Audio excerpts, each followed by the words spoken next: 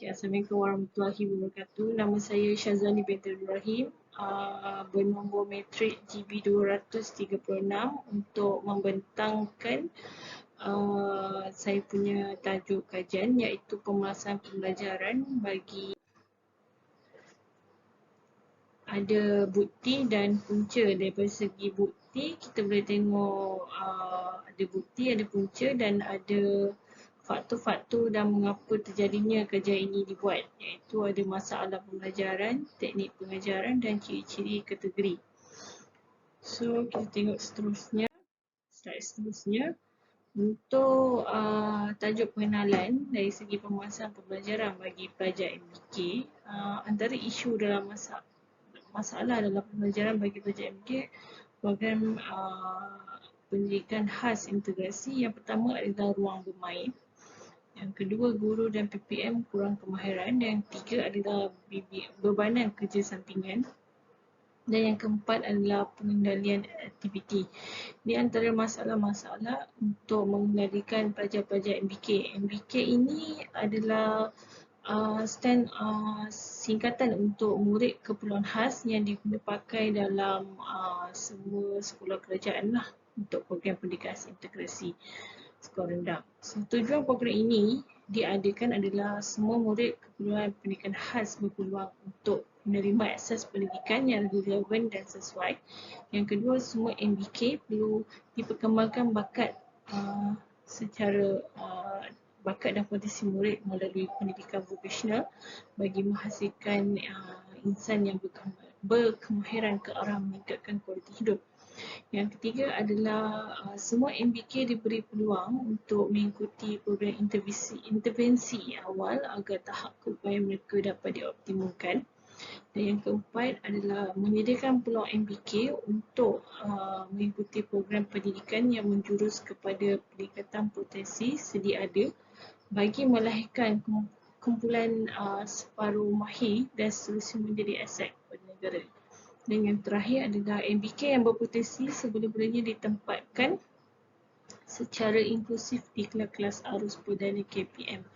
Tujuan program PPKM ini adalah saya ambil daripada website Kementerian Pendidikan Malaysia yang memang adalah dalam itu.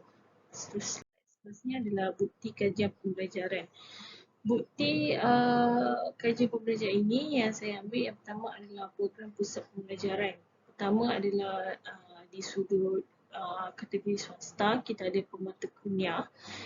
Yang kedua adalah HKM pusat terapi kerajaan. Yang ketiga adalah program pendidikan khas integrasi di sekolah-sekolah rendah yang ada sekarang ni dan saya bekerja sendiri dalam bidang itu. Yang keempat adalah program pendidikan inklusif kerajaan, program pemulihan khas kerajaan dan sekolah pendidikan khas kerajaan. Yang kedua, bukti kerajaan pembelajaran ini adalah subjek mata pelajaran MBK di sekolah pendidikan khas integrasi. Bagi di sekolah saya, antara subjek yang paling susah untuk diorang fahami adalah buku atau teks penulisan diri. Dalam buku tu ada semua subjek dalam satu buku dan guru dan PPM sendirilah yang akan guru akan mengajar supaya budak boleh ikutlah apa penulisan diri ni. Ada ikut cara untuk pergi toilet, cara untuk pakai baju, pakai seluar dan sebagainya. Yang ketiga adalah pencampuran kategori MBK dalam bilik darjah. MBK merujuk kepada murid keperluan khas. Dari segi secara definisinya, MBK adalah peraturan-peraturan pendidikan. Melalui peraturan-peraturan pendidikan khas 2013, murid berkeperluan pendidikan khas artinya kanak-kanak yang diperaku oleh pengamal perubatan, ahli optik, ahli audiologi, ahli psikologi mengikut mana-mana yang berkenaan sama ada dalam perkhidmatan kerajaan atau tidak, sebagai murid yang mempunyai ketidakpenglihatan, pendengaran, ketuturan dan fizikal, masalah pengajaran atau mana-mana komunikasi dan masalah yang telah dinyatakan. Okey, dan seterusnya kita tengok ciri-ciri pelajar MBK. ada sindrom Down, autism, palsy cerebral, hypoaktif, cacat akal ringan, cacat akal berat, pintar cerdas dan ADD. Ini semua kategori ada di sekolah kerajaan untuk program pendidikan khas. Okay. Seterusnya adalah tujuan penyelidikan. Tujuan pendidikan ni, kajian ini dijalankan adalah untuk menentukan permasalahan pembelajaran bagi pelajar MBK yang dijalankan di program pendidikan khas integrasi di Negeri Selangor. Yang kedua, kajian ini dijalankan terhadap pelajar MBK yang bersekolah di program pendidikan khas integrasi Negeri Selangor. Yang ketiga, dijalankan untuk mengkaji pembangunan teknik kaedah bermain untuk meningkatkan minat pelajar MBK.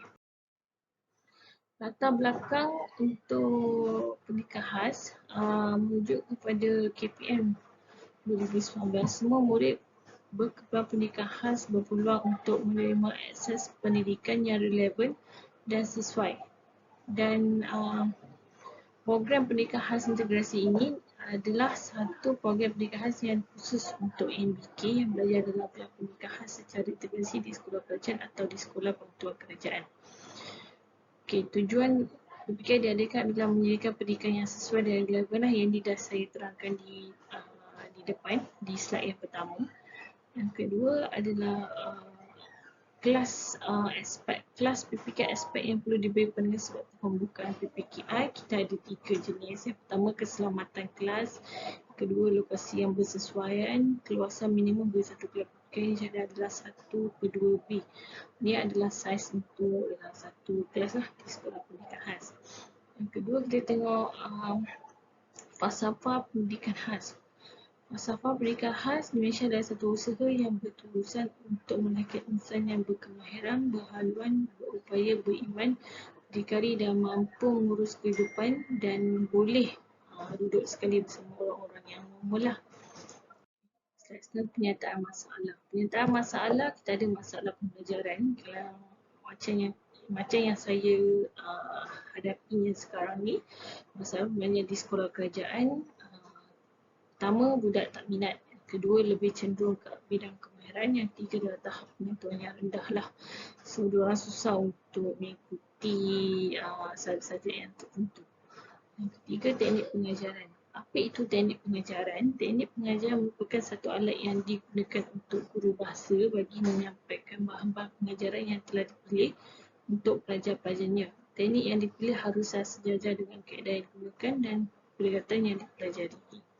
Tujuan teknik ini adalah menarik minat murid, mengekalkan perhatian, membangkitkan rasa ingin tahu.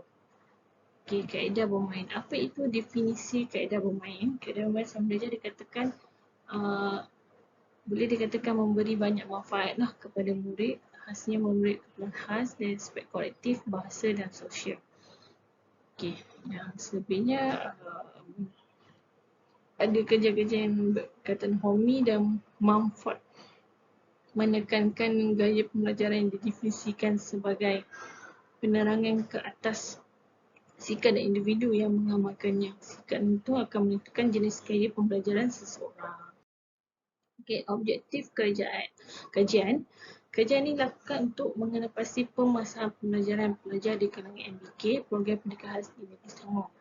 Yang kedua, kajian ini menggunakan pembangunan teknik kaedah bermain untuk menarik minat pelajar MBK. Yang ketiga, kajian ini mengkaji kategori ciri-ciri MBK di sekolah program pendidikan khas integrasi tahun 1.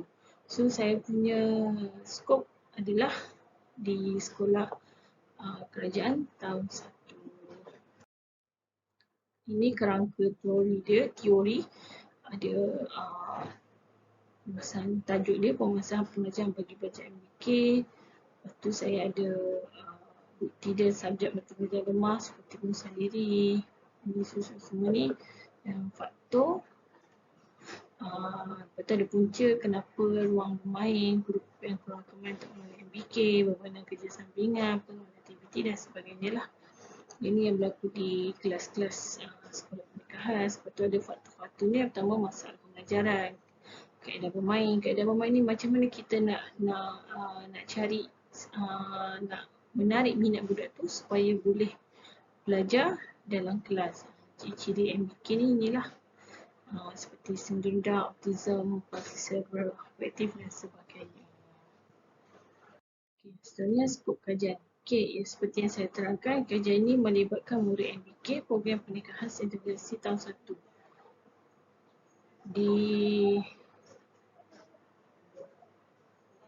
Di pelbagai kategori MBK lah yang ada. Di sekolah saya sendiri yang saya bekerja, SK Taman Telanjaya Keluar, tentu saya tak boleh bersih pasal MBK. Kajian ini mengenai pasti pemasaran pembelajaran bagaimana untuk menggunakan teknik pemasaran. Ini adalah saya